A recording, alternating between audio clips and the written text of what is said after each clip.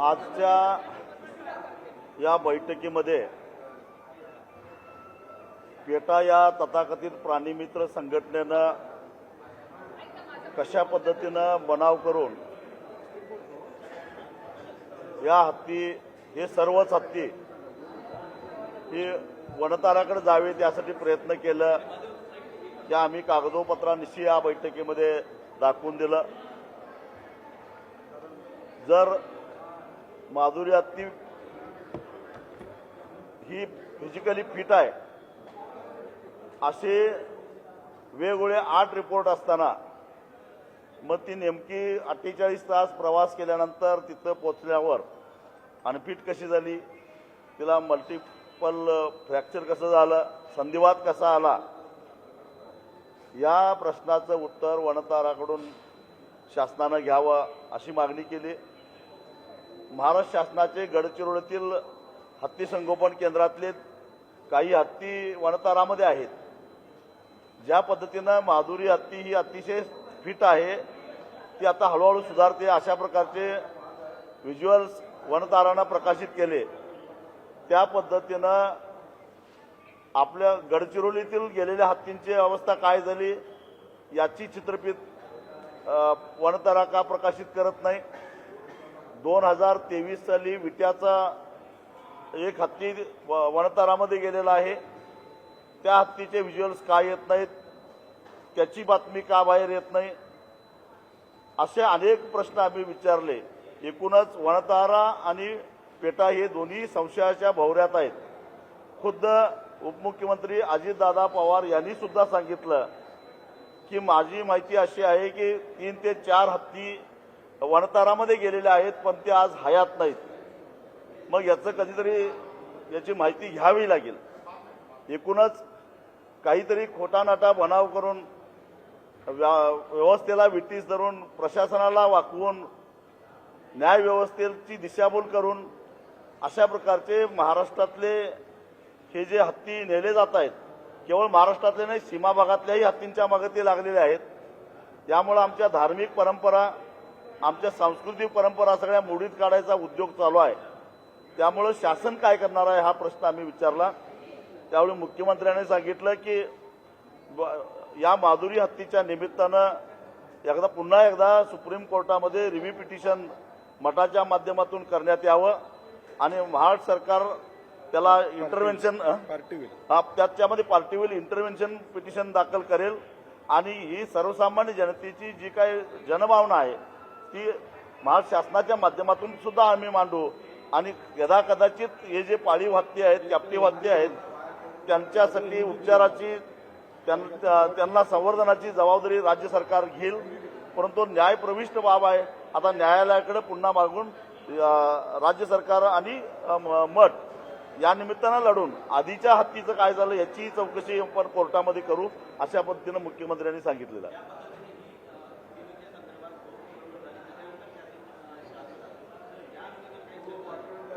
दुर्दैवानं जनता रस्त्यावर आल्यावर मग शासन जागं झालेलं आहे। शासन आधी जागं व्हायला पाहिजे होतं, कारण राज्य शासनाचे हत्ती संगोपन केंद्रातले सुदृढ हत्ती आजारी आहेत असा बनाव करून नेलेले आहेत आणि माझी अशी माहिती आहे की त्या हत्तींची तब्येत सुद्धा आता फारशी चांगली नाही आहे। एवढंच नव्हे, त्रिपुरातून आसाममधून सुद्धा मोठ्या प्रमाणामध्ये हत्ती आलेले आहेत आणि तिथल्या प्राणीमित्रांनी रोहित चौधरी नावाच्या एका प्राणीमित्रानं HPCL सुद्धा काही प्रश्न केलेले आहेत की तुम्ही अशा प्रकारचे तुम्ही हत्ती नेले, त्याचं काय झालं।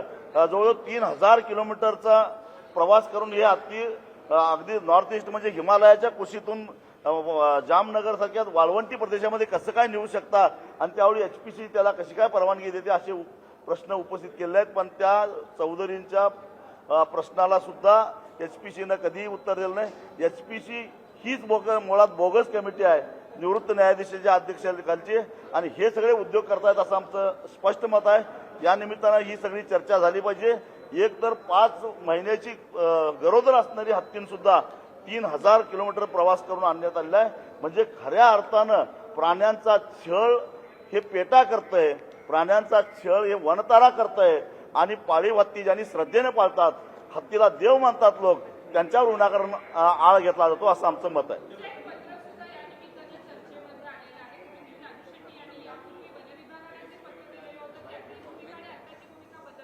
यावरूनच आमची भूमिका किती प्रामाणिक आहे हे दिसून येते, लक्षात ठेवा.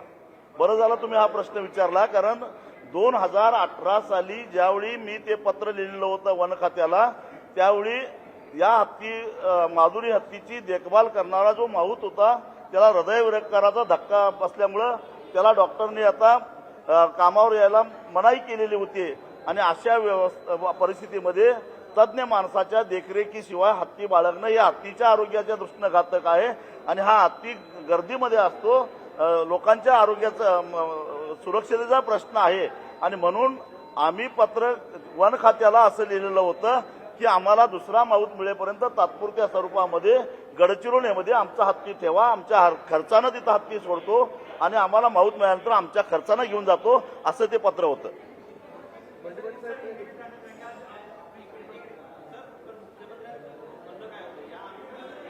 मुख्यमंत्र्यांनी सांगितलं की शासन तुमच्या बाजूने राहील, मठातला सर्वतोपरी मदत करेल असं मुख्यमंत्र्यांनी सांगितलं. आम्ही काही दिवस वाट बघू, परंतु एक सांगतो, आम्ही आता जो काय लढा सुरू केलेला आहे तो अजिबात थांबणार नाही. जोपर्यंत आमचा हत्ती मिळणार नाही तोपर्यंत आम्ही रिलायन्स उद्योग आणि जिओवरचा बहिष्कार आमचा कायम राहणार. उलट त्याची व्याप्ती आम्ही वाढत जाणार आहोत. कारण कर्नाटकातल्या सीमा भागातल्या 3 हत्तीवर आता पेटानं चौकशी केली आहे. हे तिन्ही हत्ती एक लिंगायत समाजाचा आहे, एक जैन समाजाच्या मठाचा आहे आणि एक धनगर समाजाच्या मठाचा आहे. आम्ही ही मोहीम मागे घेणार नाही.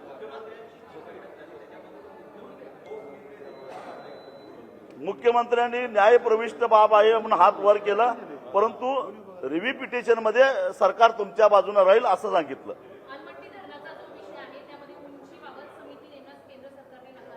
आलमट्टीचे धरण बांधून झालेलं आहे, फक्त पाणी साठवायला उंची वाढवायला परवानगीचा मुद्दा आहे, पण बर्गे लावायला. परंतु आमचं असं म्हणणं आहे की केंद्र सरकार बोटचेपी भूमिका घेत आहे. केंद्र सरकारनं खडसावून सांगायला पाहिजे, विशेषतः केंद्रीय जल आयोगानं खडसावून सांगितलं पाहिजे की जशी आलमट्टीच्या पाणी साठवण्याची उंची वाढल तसं पाण्याच्या प्रवाहाचा वेग कमी होईल. पाण्याचा प्रवाहाचा वेग कमी झाला तर डोंगरावरून येणारं पाणी वेगात येईल आणि ते पाणी सगळं पसरून सांगली आणि कोल्हापूर जिल्ह्यामध्ये पसरून महापूर तयार होतो. हे त्याचं साधं कारण आहे.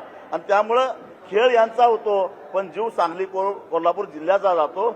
अगदी केवळ शेतकऱ्यांचा नाही तर सर्वसामान्य माणसाचाही जीव जातो.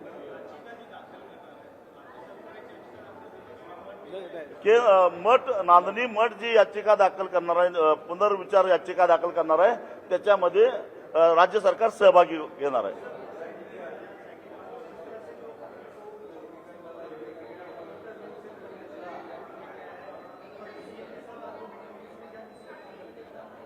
प्रेरणा पेटा इस प्राणी मित्र संगठन ने अलग अलग झूठे गवाह बनाकर, रिपोर्ट्स बनाकर सरकार को, न्याय व्यवस्था को गुमराह किया है और इसीलिए न्यायपालिका को इस हाथी को रिहेबिलिटेशन के लिए भेजने के लिए ऑर्डर देना पड़ा.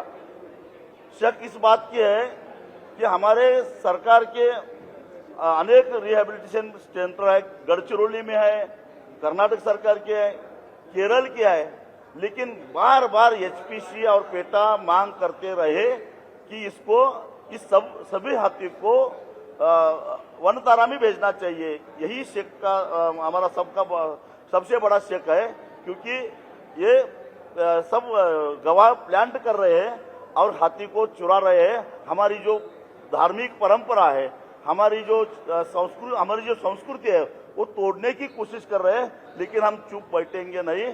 इनका सारा खोखलापन हम साबित करेंगे. हम कुछ दिन तक रुकेंगे, लेकिन आज हमारा जो बॉयकॉट रिलायंस ये जो मुहिम है वो हम अभी सिर्फ महाराष्ट्र में, अब हम कर्नाटक में जाएंगे, मध्य प्रदेश में जाएंगे, राजस्थान में जाएंगे, पूरे देश में हम ये हमारा जो मूवमेंट है ये फैलाएंगे.